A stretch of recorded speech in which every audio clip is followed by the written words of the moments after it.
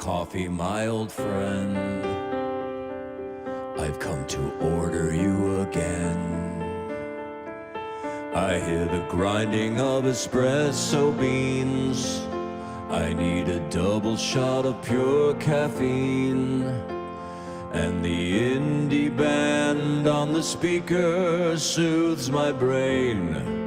So I'll remain within the sounds of Starbucks. Tried to brew my own at home, but felt so quiet and alone.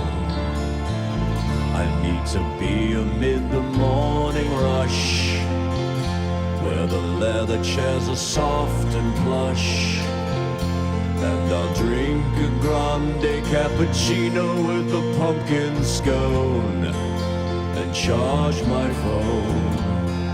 Listen to the sounds of Starbucks. Then I heard an awful scream. They had totes run out of cream.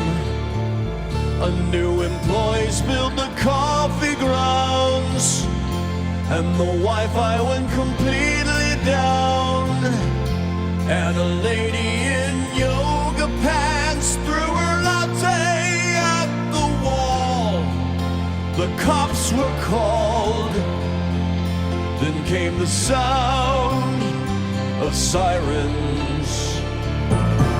In the drive-thru lane I saw 1,000 hipsters, maybe more. People paying without drinking.